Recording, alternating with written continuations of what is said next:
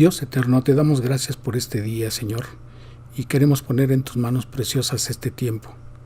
Ayúdanos a entender tu palabra, ayúdanos a entender tus propósitos, ayúdanos, Señor, a comprender la forma en que tú trabajaste con la nación de Israel cuando empezaba a ser formada por ti. Ayúdanos a entender esos tiempos, ayúdanos a entender los propósitos que tú querías que ellos se entendieran, que comprendieran, para llevarlos a cabo en el mundo.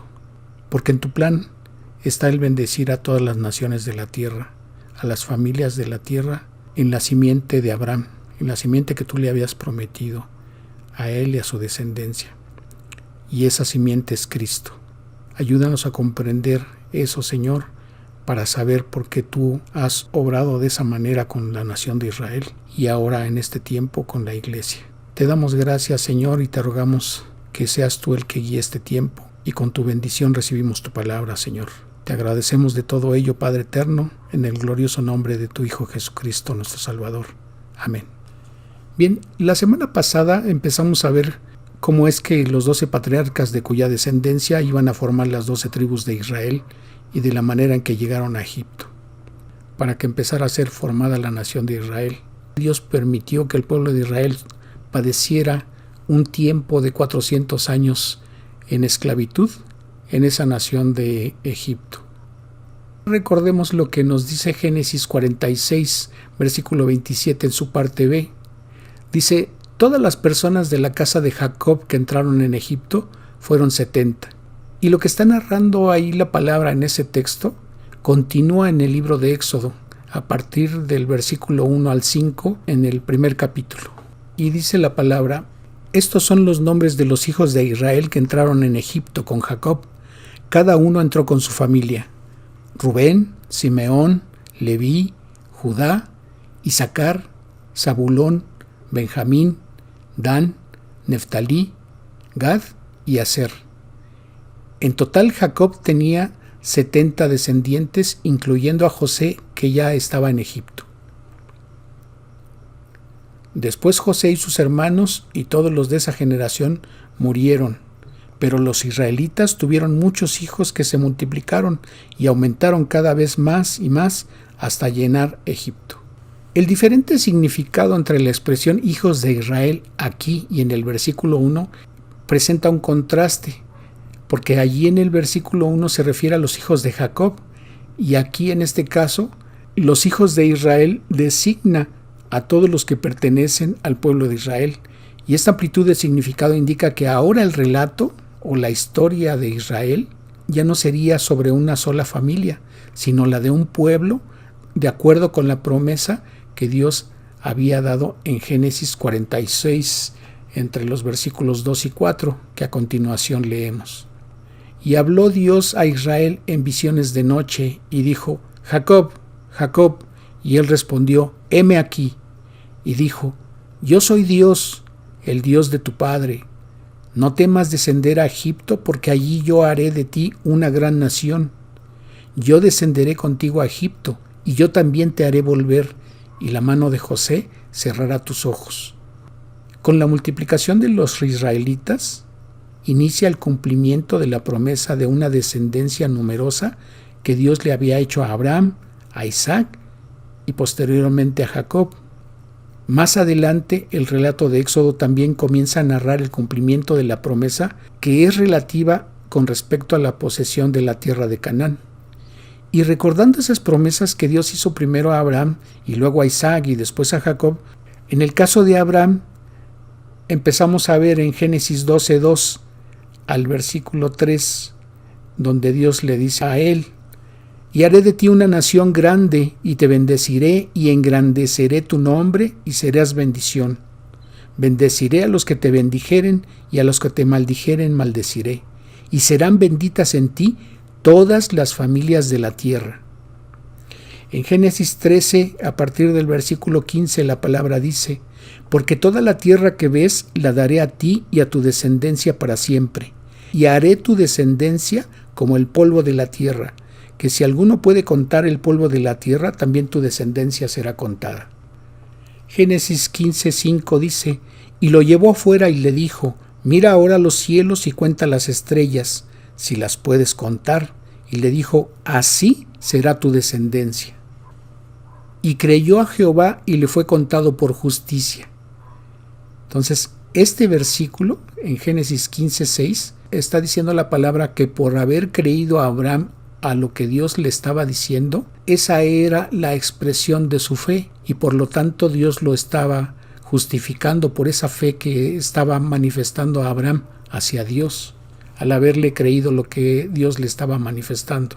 En Génesis 17:5 dice la palabra, y no se llamará más tu nombre Abraham, sino que será tu nombre Abraham, porque te he puesto por padre de muchedumbre de gentes.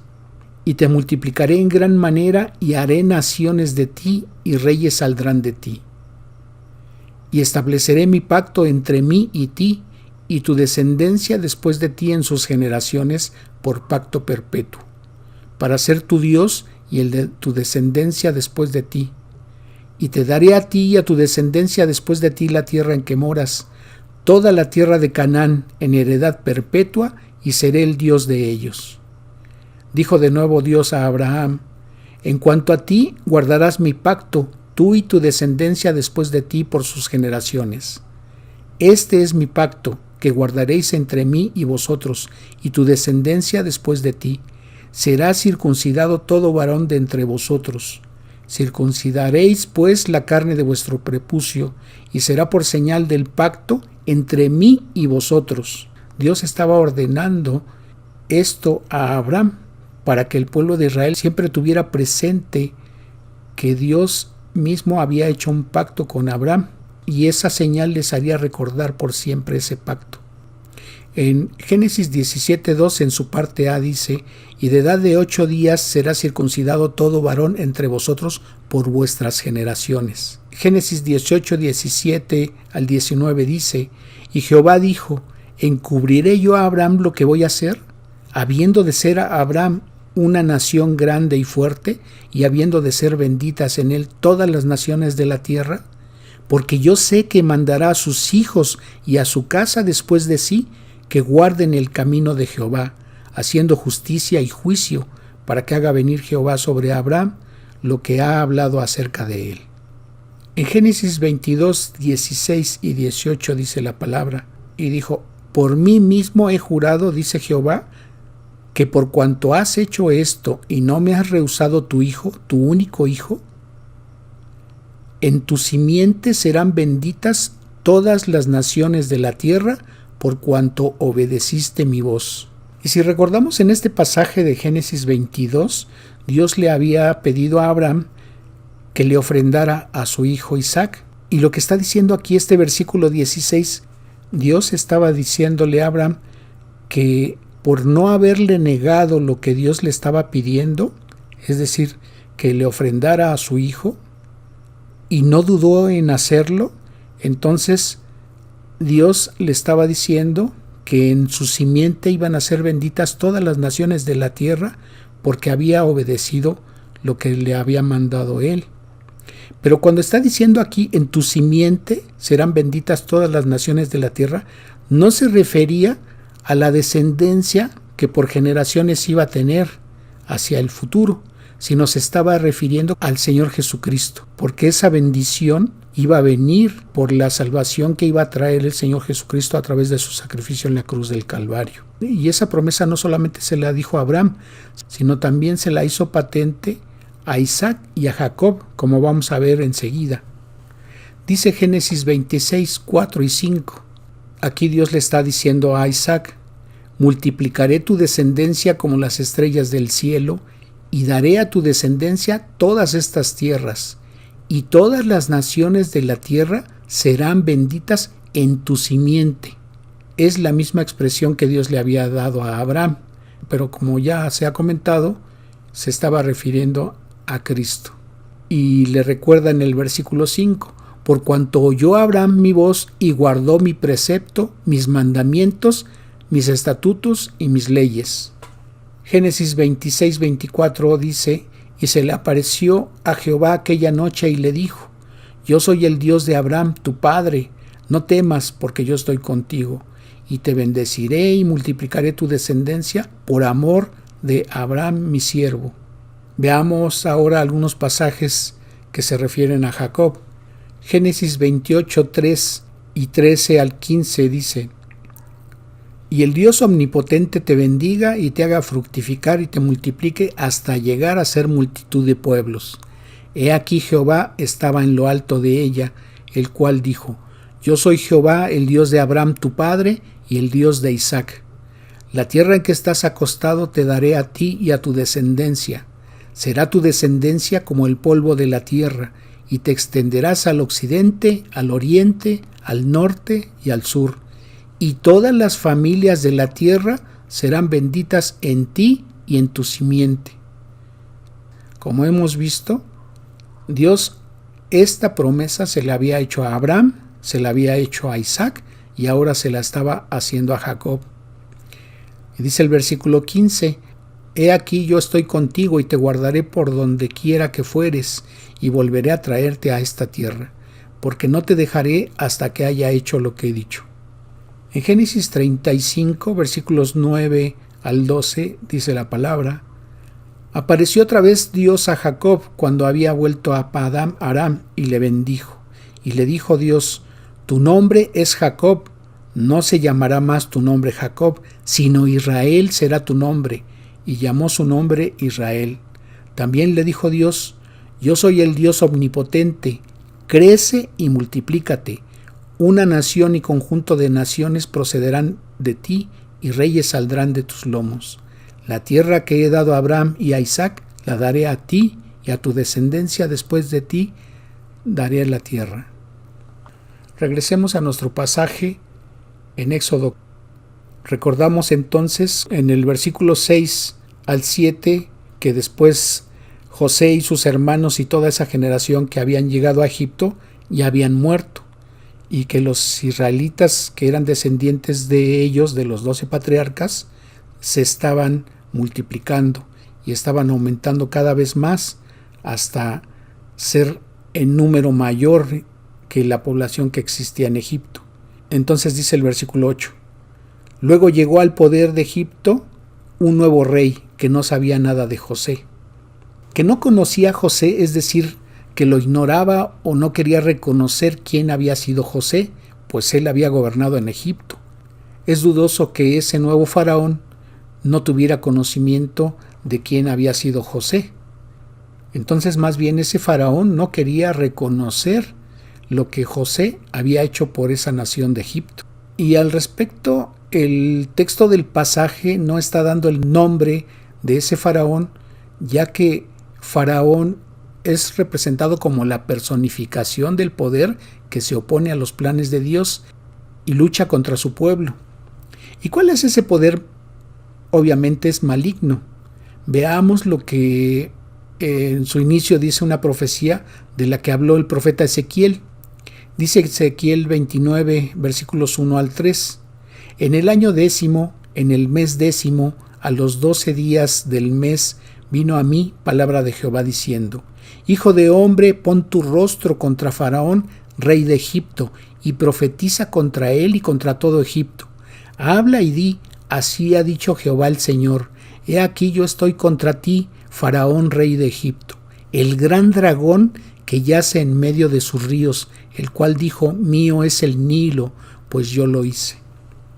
Y aquí en este texto se está comparando al faraón con un dragón que yace en medio de la cuenca del Nilo. Y si recordamos lo que la Biblia dice acerca de ese gran dragón, es Satanás. Entonces, esto nos está dando a entender que el poder que estaba ejerciendo el faraón de Egipto era dirigido por las fuerzas malignas de Satanás. ¿Y cuáles eran sus pecados de ese faraón y obviamente arrastrando a todo su pueblo? El orgullo era el mayor pecado de Egipto, el cual se consideraba creador del Nilo, y por eso está diciendo esto en el versículo 3 de Ezequiel 29. ¿Y por qué se enorgullecía el faraón acerca del río Nilo? Pues porque ese río aparte de dar regocijo a su pueblo, daba vida en medio del desierto. Pero en vez de darle la gloria y gracias a Dios, Egipto declaró: el Nilo es mío y yo lo hice. ¿Cuántas veces acaso no decimos lo mismo con expresiones como: esta casa es mía porque yo la construí, o gracias a mis esfuerzos he llegado a la posición donde ahora me encuentro, o desde sus inicios yo constituí y he formado esta iglesia, negocio o reputación? Este tipo de declaraciones revelan nuestra soberbia. No damos gloria a lo que Dios nos ha dado o ha permitido que tengamos, pensando que esos u otros logros los hemos hecho únicamente mediante nuestros esfuerzos y tenemos todo el mérito. Pero Dios es quien proporcionó los recursos, nos dio los dones, nos dio las habilidades y nos dio las oportunidades para lograrlo. Entonces, en vez de proclamar nuestra grandeza, como los egipcios hacían, debemos de proclamar la grandeza de Dios y darle a Él el mérito, es decir, la gloria y la alabanza, haciendo a un lado nuestro orgullo, nuestra soberbia, nuestra vanagloria, porque es Dios el que nos permitió llegar a donde lo que hayamos alcanzado, no por méritos propios, sino Dios propició para que eso llegara a ser así.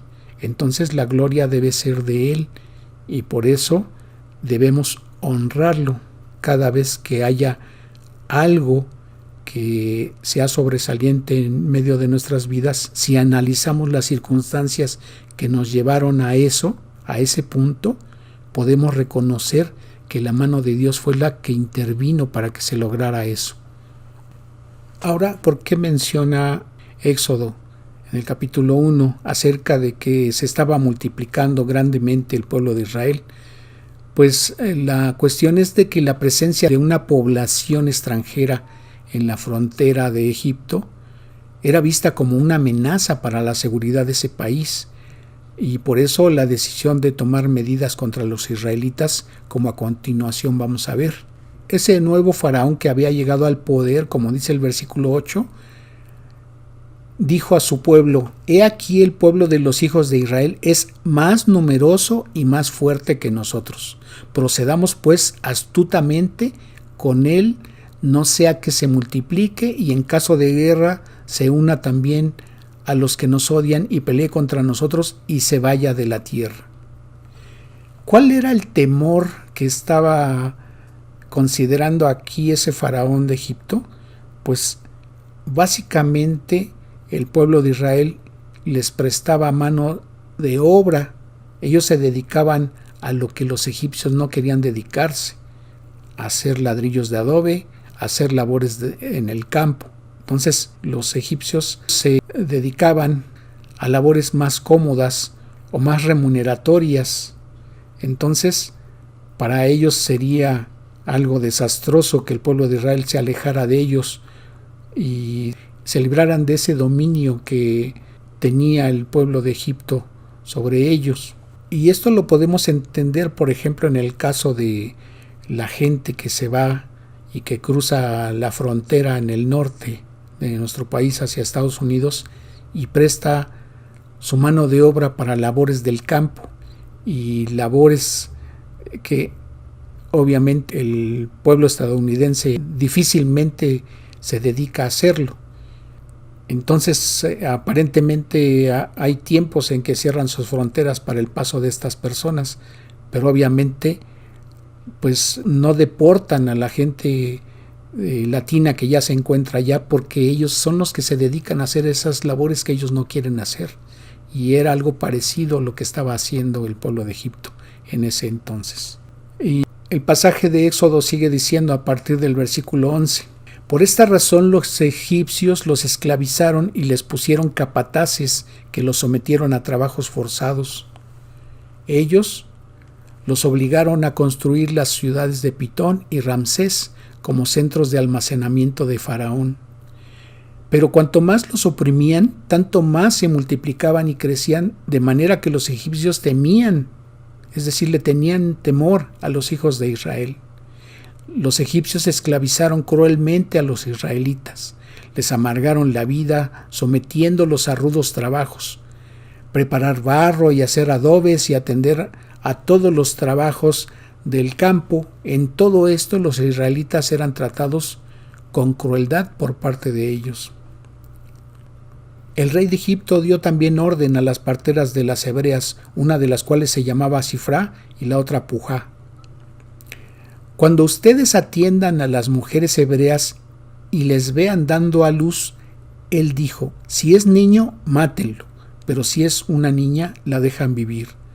Sin embargo, las parteras tuvieron temor de Dios y no hicieron lo que el rey de Egipto les había ordenado, sino que dejaron vivir a los niños. Entonces el rey de Egipto mandó llamar a las parteras y les preguntó, ¿por qué hicieron esto? ¿Por qué dejaron vivir a los niños? Respondieron las parteras a Faraón, es que las hebreas no son como las egipcias, son más robustas y antes que llegue la partera ya han dado a luz. Por lo tanto, Elohim prosperó a las parteras y el pueblo continuó multiplicándose y creció poderosamente. Y por haber las parteras temido a Dios, él prosperó sus familias. Entonces el faraón dio esta orden a su pueblo: lancen al río Nilo a todos los niños hebreos que nazcan, pero a las niñas déjenlas vivir.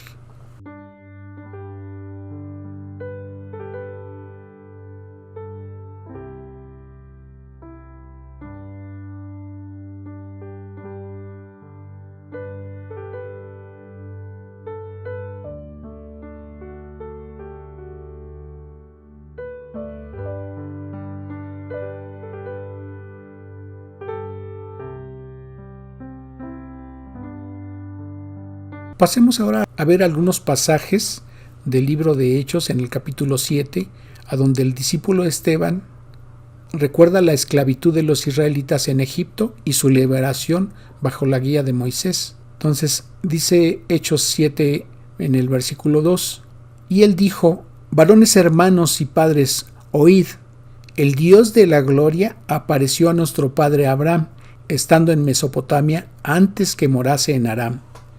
Dice el versículo 6, y le dijo así, que su descendencia sería extranjera en tierra ajena y que los reducirían a servidumbre y los maltratarían por 400 años.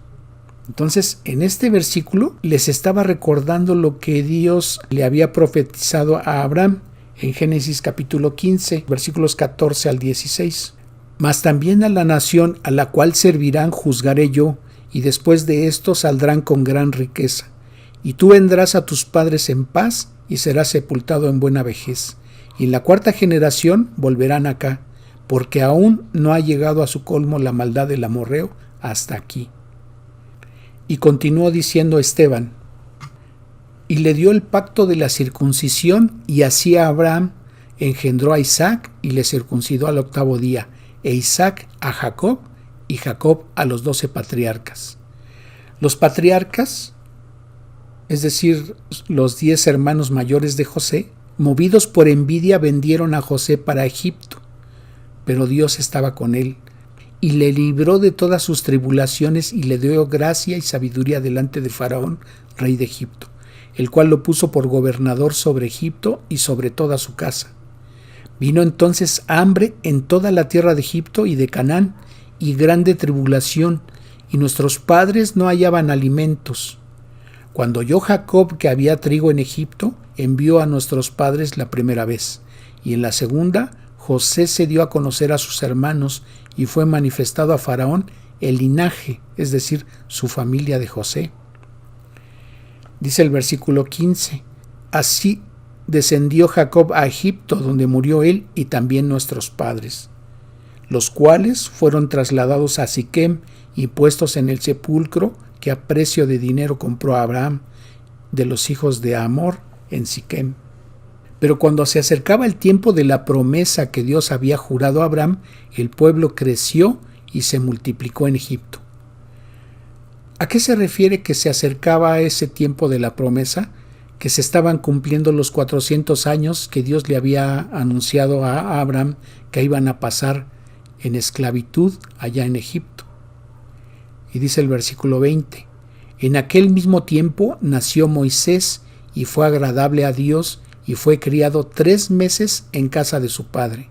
Y leemos esto en Éxodo capítulo 2, entre los versículos 1 y 10. Un hombre de la tribu de Leví tomó una mujer también de la tribu de Leví como esposa. Cuando ella concibió y tuvo un hijo, al ver lo hermoso que era, ella lo escondió por 3 meses. Pero no pudiendo mantenerlo escondido por más tiempo, tomó un canastillo de junco al que selló todas las rendijas con asfalto natural y con brea para que no le entrara agua. Luego puso al niño en el canastillo y lo dejó entre los juncos a la orilla del río Nilo. La hermana del niño se quedó mirando de lejos para ver qué le iba a pasar al bebé, y la hija de Faraón descendió a lavarse al río, y paseándose sus doncellas por la ribera del río, vio ella la horquilla en el carrizal y envió a una criada suya a que la tomase. Y cuando la abrió, vio al niño, y aquí que el niño lloraba, y teniendo compasión de él, dijo: de los niños de los hebreos es este. Entonces la hermana del niño le preguntó: ¿quiere que vaya a buscarle una niñera hebrea para que se encargue de darle pecho al niño? Ve, respondió la hija del faraón. Entonces la niña fue y trajo a la mamá del bebé. La hija de Faraón le dijo: llévate a este niño, dale pecho y yo te pagaré. Entonces ella tomó a su bebé y le dio pecho. Entonces, cuando el niño había crecido algo, lo trajo a la hija de Faraón y ella empezó a criarlo como su hijo. Ella lo llamó Moshe, es decir, sacado del agua, explicando: porque yo lo saqué del agua. Regresando al pasaje de Hechos capítulo 7, a donde Esteban estaba hablando, dice en los versículos 22 y 23: y fue enseñado Moisés en toda la sabiduría de los egipcios, y era poderoso en sus palabras y obras. Y cuando hubo cumplido la edad de 40 años, le vino al corazón el visitar a sus hermanos, los hijos de Israel. Regresemos a nuestro pasaje en Éxodo capítulo 2, entre los versículos 11 al 14. En aquellos días sucedió que, crecido ya Moisés, salió a sus hermanos y los vio en sus duras tareas, y observó a un egipcio que golpeaba a uno de los hebreos, sus hermanos. Miró a su alrededor y al ver que no había nadie, mató al egipcio y enterró su cuerpo en la arena. Al día siguiente salió y vio a 2 hebreos que reñían. Entonces les dijo al que maltrataba al otro: ¿por qué golpeas a tu prójimo? Y él le respondió: ¿quién te ha puesto a ti por príncipe y juez sobre nosotros? ¿Piensas matarme como mataste al egipcio? Entonces Moisés tuvo miedo y dijo: ciertamente esto ha sido descubierto. Dice Hechos 7 en los versículos 27 y 25 respectivamente: entonces el que maltrataba a su prójimo le rechazó diciendo: ¿quién te ha puesto por gobernante y juez sobre nosotros? Pero él pensaba que sus hermanos comprendían que Dios les daría libertad por mano suya. Mas ellos no lo habían entendido así.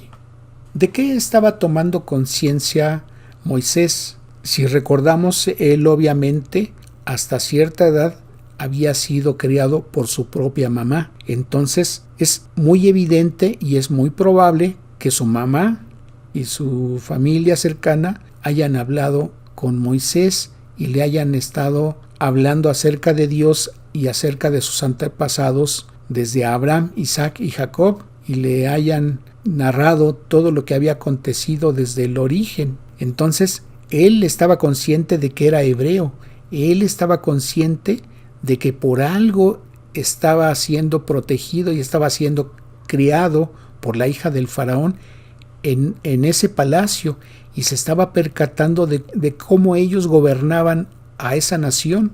Entonces Moisés tenía plena conciencia de que ellos iban a ser liberados por mano de él, y obviamente él no sabía de qué manera. Entonces él se estaba apoyando en su propia prudencia y se estaba apoyando en sus propias fuerzas. Obviamente él había sido preparado en diferentes artes y en diferentes disciplinas y obviamente había sido preparado para la guerra, por eso no le había costado haber defendido al hebreo y haber dado muerte al egipcio. Pero también era consciente del castigo que se hacía acreedor, porque él, siendo consciente de que era hebreo, sabía que al enterarse Faraón, él iba a acabar con su vida. Entonces, regresemos a nuestro pasaje de Éxodo, a partir del versículo 15 hasta el 25. Oyendo Faraón acerca de este hecho, procuró matar a Moisés, pero Moisés huyó de delante de Faraón y habitó en la tierra de Madián.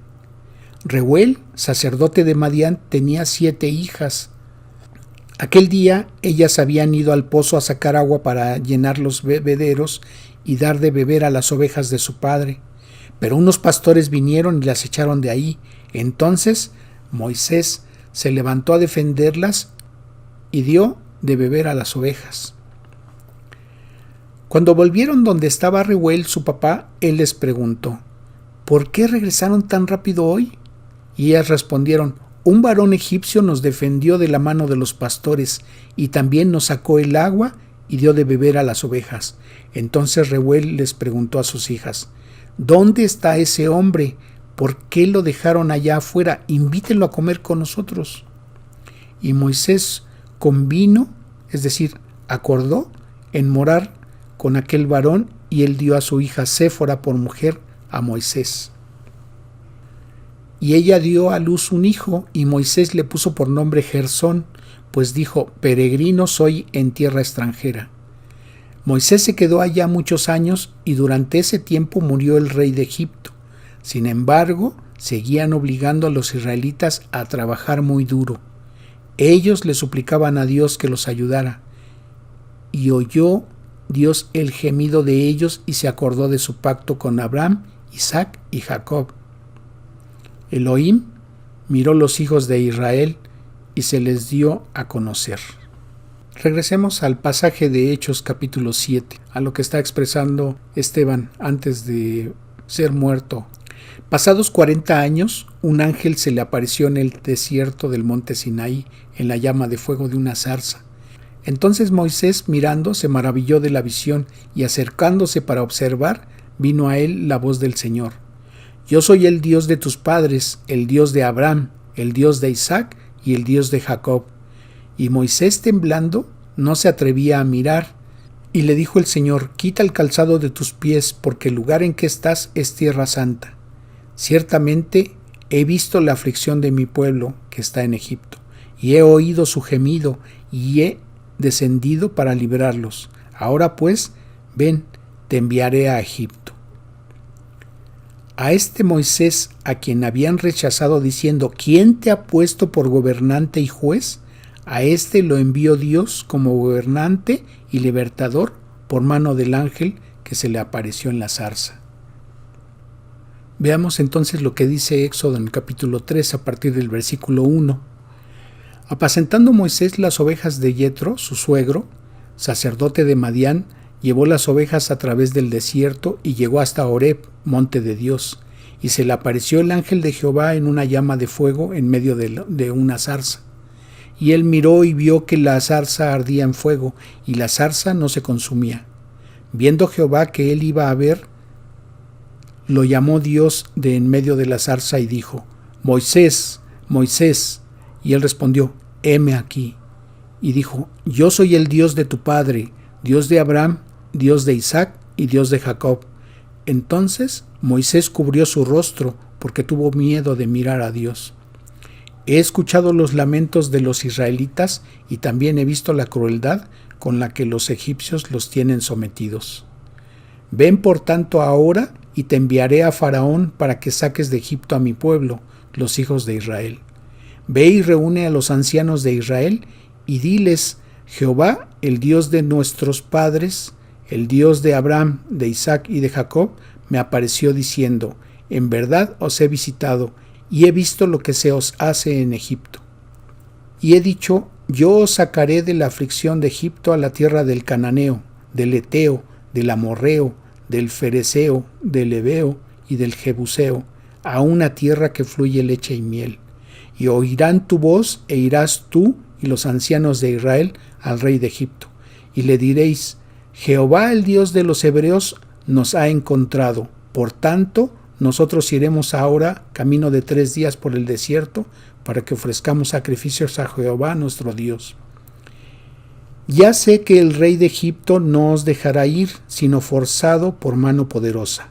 Por eso voy a utilizar mi gran poder en contra de Egipto. Voy a hacer que ocurran cosas asombrosas en esa tierra, y después de que lo haga, Él los dejará ir. Y en este versículo 20, que termina el capítulo 3 de Éxodo, ahí nos vamos a quedar. La próxima ocasión nos vamos a enfocar en lo que Dios hace en ese país de Egipto para que el faraón permita y deje salir al pueblo de Israel. Entonces hablaremos de lo que allí aconteció y por qué Dios obró de esa manera. Vamos a darle gracias a Dios por este tiempo. Padre eterno, te agradecemos, Señor, que nos hayas dado otro acercamiento en tu palabra acerca del origen de tu pueblo Israel. Y aparte, Señor, nos has permitido entender las circunstancias que llevaron a que este pueblo de Israel fuera esclavizado por un lapso de 400 años. Pero también sabemos que tú nos vas a mostrar por qué eso fue para bendición posterior, no solamente para el pueblo de Israel, sino para todas las familias de la tierra. Te damos gracias, Señor, por esta tu palabra, por esta tu guía, y te honramos dándote la gloria y la alabanza, en el nombre precioso y glorioso que es sobre todo nombre de nuestro Salvador Jesucristo. Amén. Que Dios les bendiga.